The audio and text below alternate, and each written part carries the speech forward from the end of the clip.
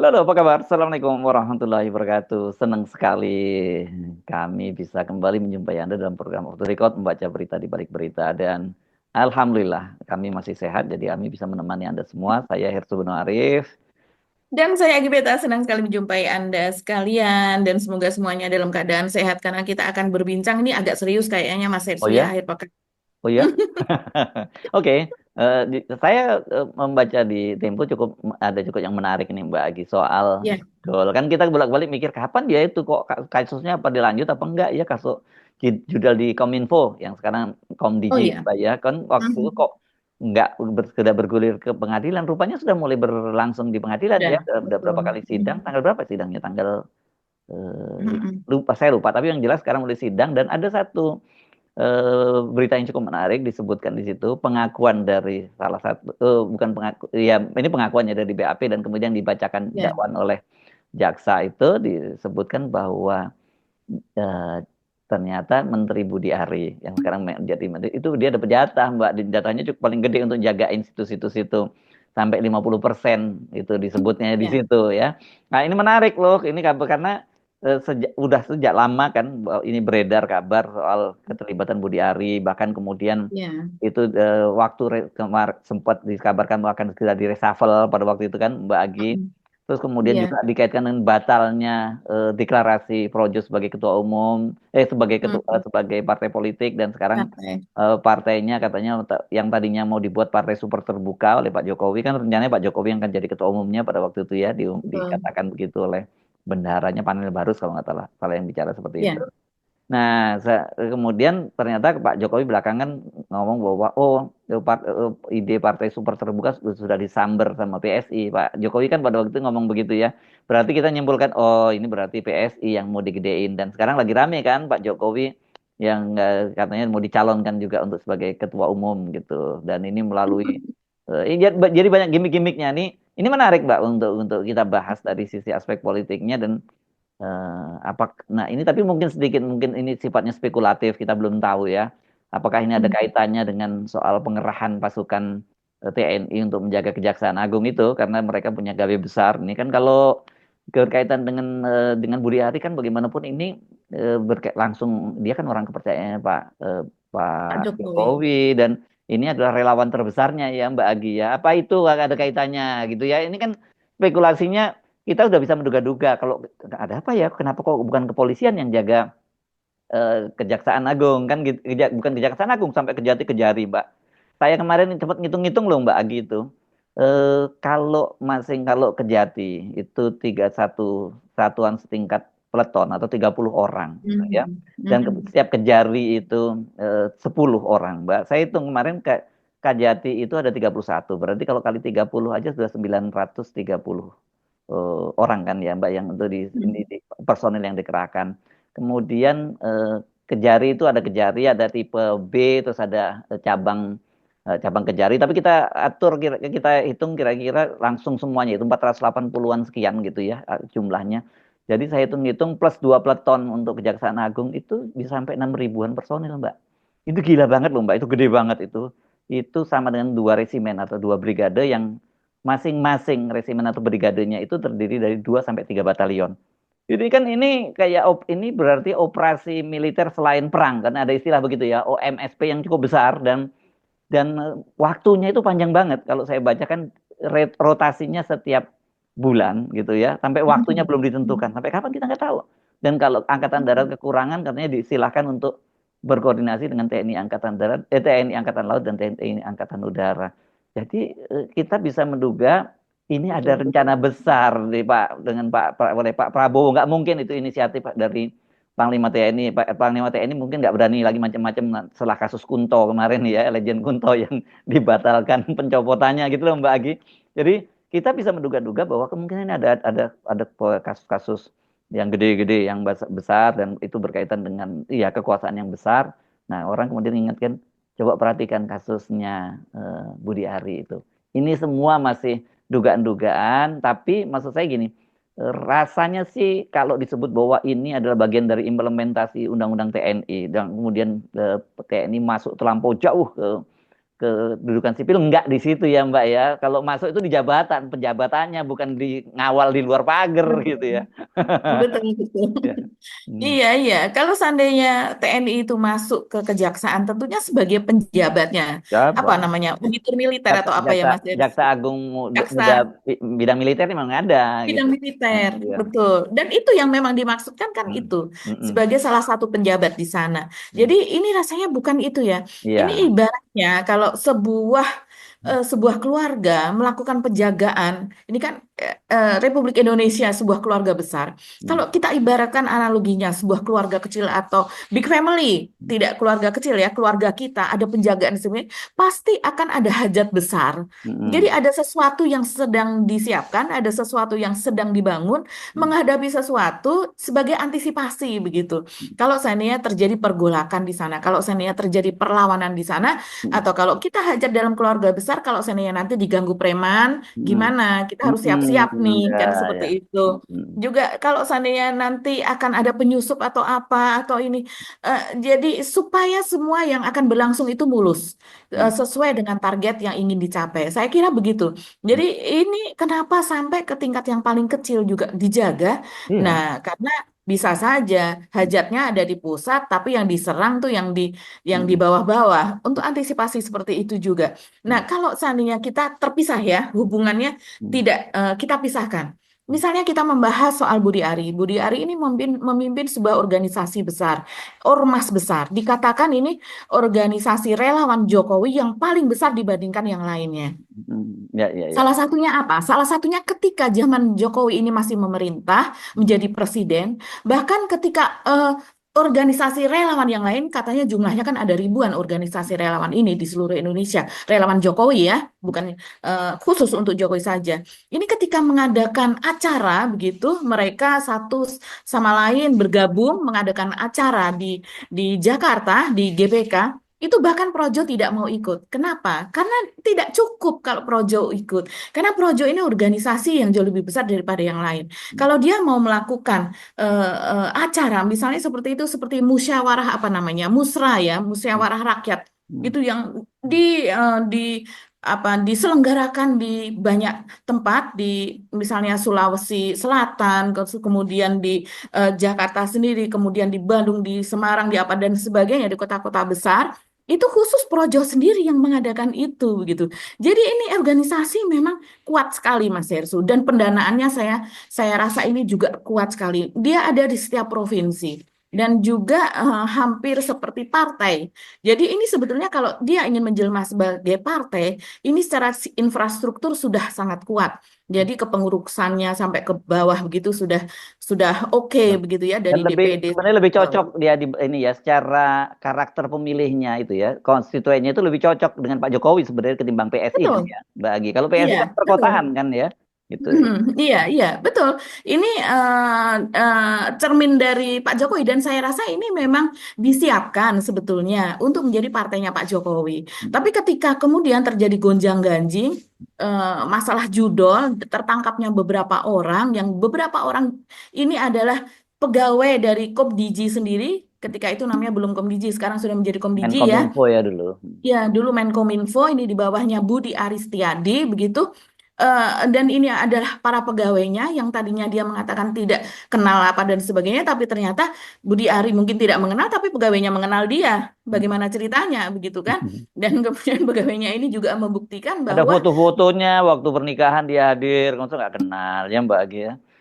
betul, ada foto-fotonya, betul seperti kata Mas Ersu, bagaimana dia datang ketika sedang menuju pelaminan, ketika di tengah pelaminan itu sendiri berfoto bersama sang pengantin, gitu, di mana pengantinnya ini adalah memang pelaku pemblokiran judol, tapi kemudian tidak diblokir, yaitu untuk membuka blokir itu kemudian membayar dengan nominal tertentu yang sangat besar, yang itu kemudian saat ini dilaporkan oleh berbagai media, kita baca juga di Tempo, itu dikatakan oleh mereka yang sekarang menjadi tersangka itu salah satunya terjadi apa ya Mas Hersu dulu sudah pernah kita ceritakan juga ketika para tersangka ini kemudian memberikan memberikan keterangan bahwa kalau dibuka blokirnya, yaitu situs judul tersebut, kalau mau dibuka blokirnya maka harus membayar sekian juta per situs tersebut. Tapi kemudian sekian miliar per situs tersebut, akhirnya terkumpullah sekian nominal yang banyak sekali. Dan ini dibagi-bagi di antara mereka begitu. Ini kalau seandainya saya bacakan Mas Hersu ini dari Tempo.co ya. Ini sidangnya pada hari Rabu, Mas Hersu. Rabu Rabu 14 itu Mei 14 ya. 2025. Hmm. Iya. Nah, ini jaksa penuntut umum ini mendakwa Zulkarnain Apriliantoni. Nah, ini sudah Ah, kita ya, bahas tuh ya, dulu ya, sering ya, ya. sekali. Hmm. Apriliantoni ini ada beberapa foto-fotonya dengan Pak Jokowi juga ada begitu. Dan ini adalah orang yang luas bergaul begitu. Jadi dia bergaul sana, bergaul sini begitu ya.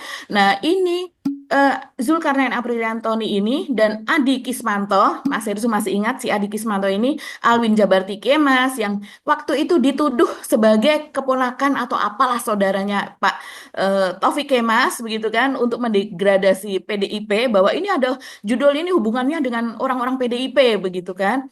Nah, tapi kemudian ini kan di apa dikatakan oleh keluarga Megawati bahwa mereka tidak mengenal sosok ini dan mungkin ada kerabatnya karena namanya ada Kimas, tapi memang bukan circle inti dari keluarga Megawati begitu. Dan kemudian ada Murijan alias Agus ini dalam perkara suap untuk membuka blokir situs judi online oleh Kominfo ketika itu. Jadi kemudian kalau kita melihat di sini jaksa ini mendakwa keempat orang itu bersama-sama dengan Denden Imadudin. Ini Denden Imadudin ini salah satu orang di situ yang flexingnya luar biasa di kapal pesiar, terus kemudian memiliki mobil-mobil mewah, perjalanan dengan istrinya, padahal gajinya tidak seberapa kalau dilihat dari statusnya hanya sebagai staf di situ. Kemudian ada Muhammad Abindra dan sebagainya, begitu bisa dilihat sendiri di laporannya dari hasil sidang hari Rabu kemarin. Dan kemudian ini saya lompat saja. Mereka diduga menerima setoran 15,3 miliar sebagai imbalan pembuka blokir beberapa situs judi online yang seharusnya diblokir oleh Kominfo. Ini kan luar biasa. Mereka ini direkrut justru untuk men-take down situs-situs tersebut, tapi ternyata malah dipelihara dan karena mereka dibiarkan untuk terus beroperasi, itu mereka mendapatkan setoran dari situs-situs tersebut. Nah, dalam surat dakwaan nomor register 02-2025, ini terlalu panjang kalau disebutkan ya, terungkap peran Menteri Komunikasi dan Informatika saat itu yaitu Budi Aristiati. Dan kita tahu Budi Ari inilah yang menjadi Ketua Umum Projo. Kan benang merahnya di situ ya Mas Hersu ya. Nah, di sini kita lanjutkan ya. Pada sekitar 2023 ini Budi Ari ketika itu menggantikan mungkin Kominfo yang dari Nasdem Joni G Plate ya Mas Hersu Ya, yang ketika betul. itu kemudian karena kasus korupsi BTS masuk penjara. Nah, kita lompat lagi ya. Ada banyak pertemuan yaitu di mana Adi Adi ini mempresentasikan apa namanya alat crawling data yang mampu mengumpulkan data situs judi online. Nah, kemudian terjadi pertemuan-pertemuan. Nah, akhirnya dia memasukkan nama Adi Kismanto. Yaitu seharusnya Adi Kismanto dulu sudah pernah kita jelaskan, Hmm. dia ini tidak lulus tes kan Mas Hersu Ya, betul. karena dia tidak memiliki ijazah sarjana, dia hanya lulus SMK atau SMA begitu. Tapi dia ini pintar begitu ya, pintar mengotak-atik komputer. Nah, akhirnya tapi dia tetap diterima, padahal dia seharusnya tidak lulus. Nah, kenapa dia diterima? Ini ada peran dari Budi Ari juga begitu. Nah, dia ini yang kemudian bertugas mencari link atau situs judi online yang kemudian dilaporkan untuk di take down oleh orang yang bertugas begitu ya. Nah, kemudian kita lompat lagi karena terlalu panjang begitu ya. Eh, Mereka yang tidak apa ya namanya, mereka yang tidak mau di take down begitu ya, dan kemudian ingin tetap eksis itu memberikan uang penjagaan. Hmm. Jadi memberikan uang penjagaan sekian ratus juta. Awalnya seperti itu Mas Hersu. Nah, kita lompat lagi sekitar Maret 2024 ini salah satu dari tersangka ini kembali menghubungi Deden dan meminta untuk diperkenalkan kepada Adi Kismanto yang tadi yang ahli komputer itu. Nah, ini pertemuan itu di kafe Pergram di daerah Senopati. Ini berlanjut, kemudian terjadi beberapa pertemuan lagi. eh, akhirnya Murijan dan Apriliantoni yang tadi orang tadi ya Hmm. kembali bertemu di Cafe Paragraph setelah sekian lama pertemuan membahas mengenai penjagaan situs judi online di Kemenkominfo dengan tarif sebesar 8 juta per situs. Sepertinya sedikit 8 juta per situs, tapi ini kan situsnya Wah, banyak sekali. kali berapa puluh ribu dan itu kan Iya. itu tiap Dan bulan loh. mereka juga, ya, ini pembahasan untuk persentase, Mas Restu. Hmm. Mereka juga membahas pembagian untuk Adi Kismanto, tadi yang ahli IT tadi ya, Hmm. sebesar 20%. Hmm. Kemudian Apriliantoni 30% dan Budi Aris Setiadi 50% dari semua situs judul yang tidak diblokir tersebut. Hmm. Nah, ini kalau dari Tempo sudah berusaha menghubungi Budi Ari, dikatakan demikian untuk mengkonfirmasi tersebut dan kemudian memang ada jawaban dari Budi Ari begitu ya. Tapi tentu jawaban itu belum belum berupa wawancara yang Hanya komplit. hanya Tapi emoticon saja, hanya emoticon dan video yang dijawabkan ya gitu. Tapi yang hanya jangan lupa, emoticon dua begitu. ya. Jadi jangan lupa ini fakta persidangan ya yang diturunkan Ini tadi. fakta, Jadi betul. kalau fakta persidangan ya itu sudah pro justisia sebenarnya. Nah, Ya. apakah kemudian ini nanti fakta persidangan ini akan ditindaklanjuti? Itu yang saya kira eh, eh, kita tunggu. Makanya itu menurut saya ini rame, ini bakal rame ya karena bagaimanapun juga kalau terjadi apa-apa pada Budi Ari kan ini berarti bisa dianggap sebagai serangan terhadap Pak Jokowi. Bisa begitu loh, Mbak Agi. Ya kan? Iya, itu sangat-sangat Pak Serso. Karena walaupun tidak ada pengakuan dari Pak Prabowo bahwa Budi Ari ini orang titipan, Hmm. kemudian juga dari Jokowi tidak mengatakan, nggak ada, itu orangnya Pak Prabowo semua, Kabinet Merah Putih, saya tidak ada titip-titipan, tidak cawe-cawe. Tapi kita tahu begitu. Jadi ini kan semacam angin yang anginnya nggak kelihatan, tapi ketika angin itu lewat, kita kena semilirnya. Begitu juga seperti orang buang angin, kita nggak bisa lihat, tapi kita kebauan begitu kan. Sama aja seperti ini. Jadi Budi Ari ini tidak mungkin seorang Prabowo yang menginginkan efisiensi pertama, ingin kabinet itu semuanya profesional pertama. Mohon maaf, Budi Ari ini tidak profesional, Mas Hersu, karena Hmm. ya walaupun dia memiliki latar belakang sarjana apa dan sebagainya, tapi kita tahu ketika di Kominfo pun juga tidak profesional di sana begitu. Apalagi ada kemudian ada semacam ini ya, anak buah tertangkap menunjuk kepada namanya, dia terlibat begitu kan. Eh, Walaupun orang ini dugaan terlibat, tapi kalau kita melihat begitu banyaknya orang yang dicokok dari Kominfo, ya dia ngapain di sana kalau seandainya dia mengatakan tidak tahu, berarti benar-benar tidak profesional begitu. Iya, iya, Jadi iya. makin tidak profesional kalau dia mengatakan tidak tahu kan begitu. Nah, sesudah dia pun terlibat, diduga terlibat lah sekarang ya, karena dia juga belum masuk ke dalam proses. Kenapa dia malah justru dimasukkan ke departemen lain begitu Mas Hersu? Kalau tidak karena dipaksakan, ada orang lain yang lebih ahli daripada Budi Ari ini, ada orang yang lebih kompeten begitu. Bahkan orang dalam Gerindra pun banyak yang lebih bisa Ya. untuk menjadi Seperti sekarang sebagai wamennya ya, Ferry menteri Yuliantono begitu. itu kan itu orang malah orang pergerakan dia justru ya. Betul, betul, iya.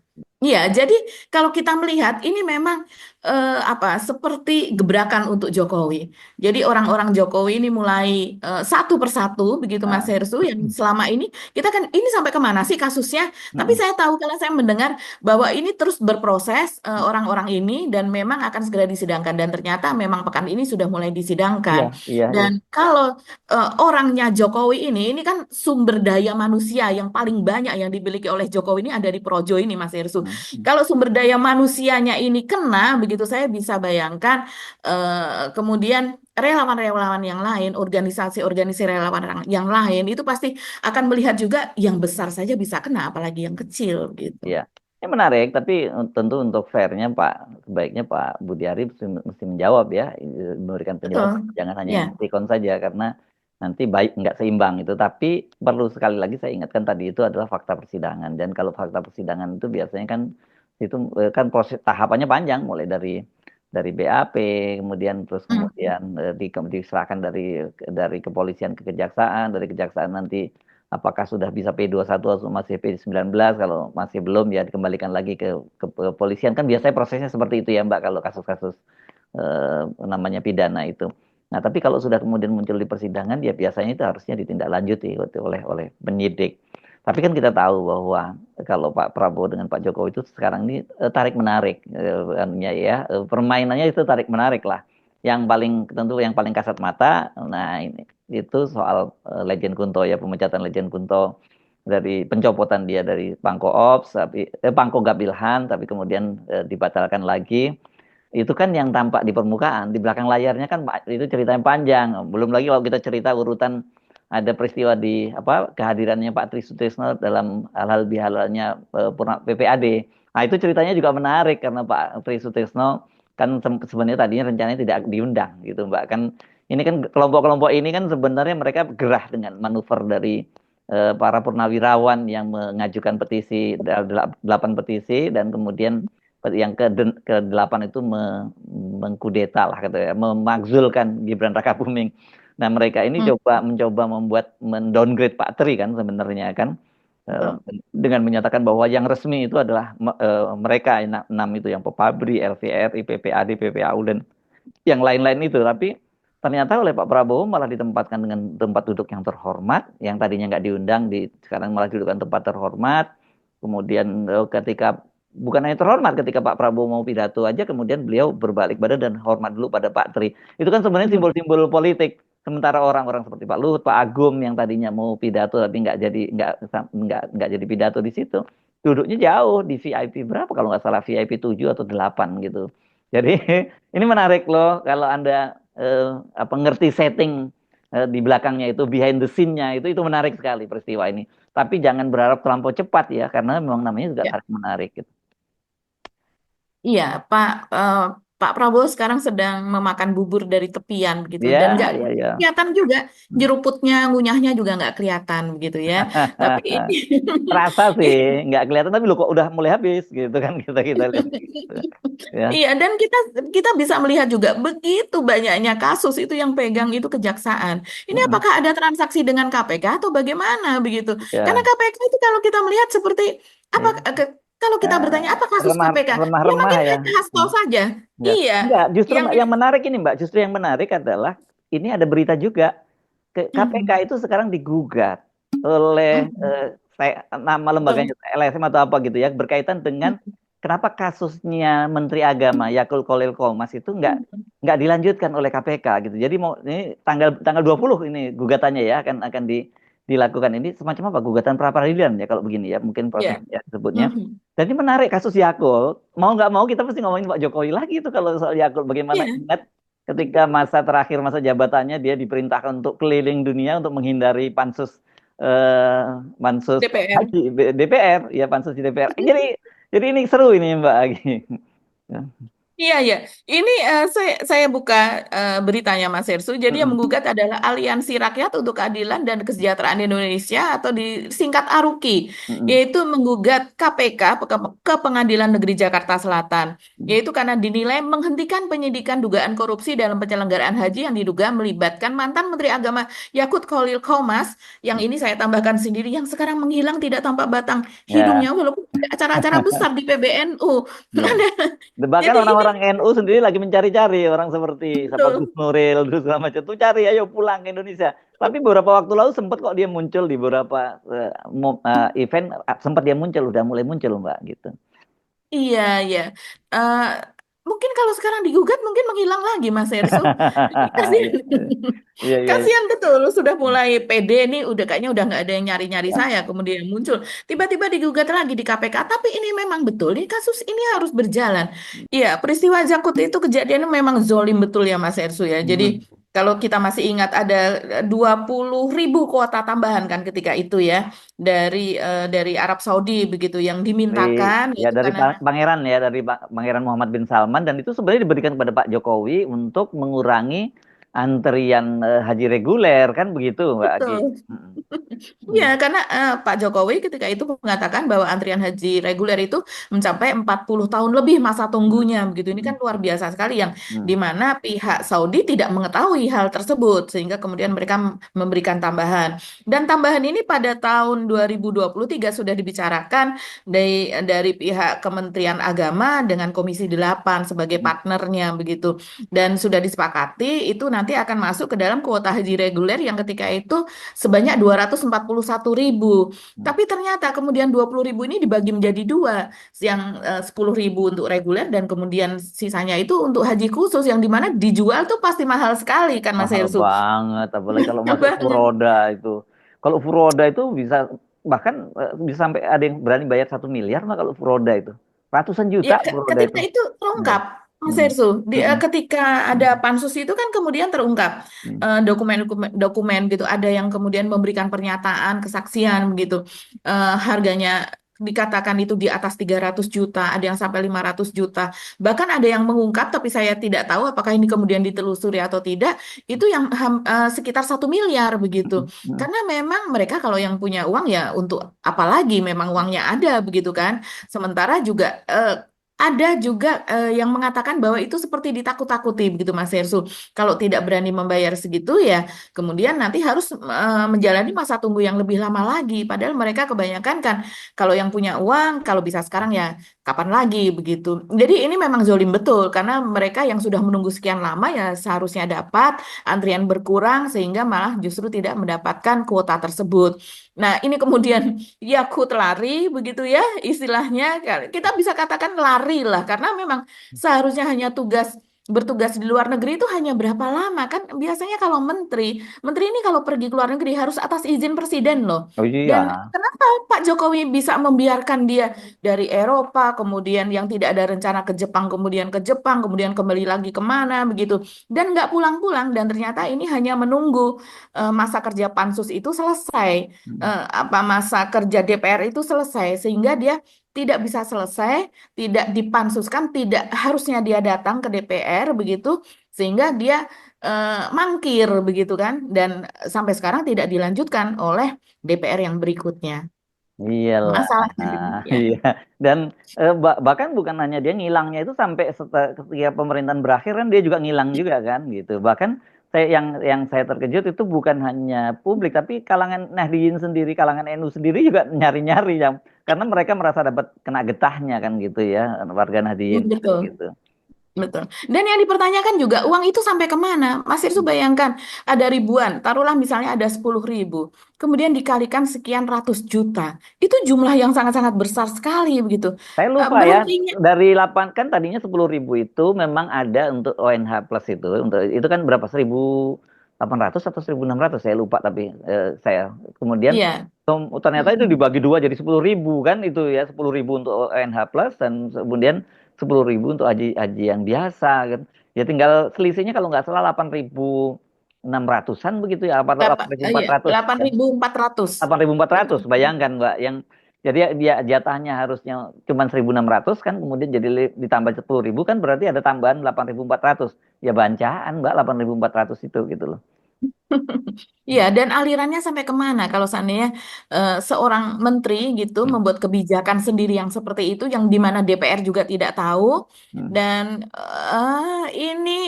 ini ya akhirnya orang melihat kepada sosok Jokowi lagi. Kenapa Oh Jokowi iya. harus melindungi dia? Hmm. Kenapa begitu? Kan Hmm. dia tahu bahwa ini sedang dipansuskan dan kemudian sudah dilaporkan ke KPK. Ini yang melaporkan tadi satu organisasi Mas Setsu yang kita sebut tadi. Tapi sebetulnya sebelumnya kan sedikitnya ada 5 organisasi yang berturut-turut melaporkan terus-menerus karena tidak Hmm. puas dengan proses hukum yang Nah, berlangsung begitu. nah, dari sini kelihatan sekali KPK itu ya sebenarnya digunakan untuk menghajar mereka-mereka yang menjadi lawan politik dalam hal ini Hasto ya karena Hasto sekarang jadi lawan politiknya Jokowi. Padahal sekali lagi bukan berarti kita mentoleransi adanya suap menyuap semacam itu. Angkanya itu Mhm. kecil banget dibandingin dia. Hasto itu cuman dia dari 600 juta yang diberikan ke siapa ke Setiawan. Harun Bukan ke bukan Wahyu Setiawan. Wahyu Mhm. Setiawan itu kan dia Mhm. 400 juta ya, yang 200 juta Betul. dari dari Harun Masiku begitu. Nah, kalau Mhm. dibandingkan dengan kasusnya Yakult Khalil Komas itu gede banget kan. Kita bisa ngitung aja tadi kalau katakanlah 8.600 orang yang harusnya tidak dibagikan itu kemudian itu kali kali berapa deh kali Anda bikin kecil aja gitu berapa juta gitu aja itu udah gede banget angkanya. Ya Mbak Agian dan yang lebih ngerinya itu loh Mbak itu kan urusan tamu Allah ya tamu Allah Betul. dikasih kok dipermain-mainkan dan harusnya kalau jadi Pak Jokowi itu harusnya dia marah besar kepada kepada Pak Yakul Khalil Qomas ini karena itu kan yang diberikan oleh Pangeran Muhammad bin Salman Salman. MBS itu kan untuk membantu agar antrian itu berkurang dan itu diberikan pada Pak Jokowi gitu. Tiba-tiba kok Betul. kemudian dimain-mainkan semacam itu masa Pak Jokowi nggak marah kan gitu tuh. Bahkan malah Anda tadi menyatakan benar sih kalau dia kemudian nggak pulang-pulang nggak mungkin seorang menteri itu bisa keluyuran di luar negeri sampai berbulan-bulan itu tanpa izin dari presiden nggak mungkin terjadi itu. Seorang mana kita kasus kemarin seorang bupati di mana Mak? Bupati Indramayu ya si Iya, Lutfi Hakim betul. aja pergi ke Dan gubernur. liburan kemana ke Jepang aja nggak kena langsung kena sanksi itu ya Iya, gubernur dan Mendagri begitu ya kan? Ya, karena memang secara organisasi seperti itu. Pak Jokowi pernah mengatakan bahwa tidak ada kebijakan menteri, yang ada adalah visi misi presiden, tidak ada visi misi menteri gitu. Artinya segala sesuatu yang dilakukan oleh menteri atas sepengetahuan Pak Jokowi. Kalau ini sudah menjadi skandal yang demikian ya besar, masa Pak Jokowi tidak tahu sama sekali begitu. ya Jadi memang ya ini tadi kemudian akhirnya hulunya atau hilirnya begitu adalah kepada Pak Jokowi, apalagi ya cawe-cawe dari Pak Jokowi membiarkan dia keluyuran sekian lama di luar negeri nggak pulang-pulang atas pengetahuan Pak Jokowi juga, bahkan ada narasumber yang mengatakan justru Pak Jokowi yang cawe-cawe memerintahkan dia nanti kembalinya nanti saja begitu. Ini lagi-lagi ya apa bermuaranya kepada Pak Jokowi seperti ya yang tadi Budi Aristiadi bermuaranya juga kepada Pak Jokowi. hmm, Dan kemudian tadi misalnya tentara yang menjaga kejaksaan, kenapa bukan polisi? Kita hmm, tahu polisi selama ini adalah institusi yang, iya, orang bisa mengatakan ini eh, backingnya Pak Jokowi betul begitu, yang peralatan istilahnya peralatan politik lah ya dibina, kira-kira. ya Hmm. sebagai bahkan sebagai alat politik selama ini dibuat menjadi seperti itu bermuaranya kepada Pak Jokowi juga. Jadi iya pembenahannya pasti lama. Kita Hmm. kita nggak sabar sih sebetulnya ya Mas Hersul, tapi Ya kita tunggu tapi ya. mau bagaimana lagi? Jangan jangan lupa tanggal 20 ya itu nanti ininya ya Mbak Agi ya gugatan pra Oke. peradilannya ya. Oke, masih Mhm. ada topik lain Mbak Agi? Sepertinya sudah panjang Oke ya Mas ya, Hersul. cukup panjang itu kita ngomong tapi Ada ya, satu lagi sebetulnya, ini nggak akan kita bahas, tapi hmm, sidang Tom Lembong yang kemarin hmm. lagi-lagi bermuaranya juga kepada Pak Jokowi. Loh, Jadi ada lagi. iya ya, sidang Tom Lembong kemarin akhirnya kan yang menjadi saksi begitu adalah Rahmat Gobel, ini adalah menterinya Pak Jokowi dan ini saksi dari jaksa, tapi ternyata dia isi kesaksiannya itu malah Meringankan ya. meringankan Tom Ya, Lembong.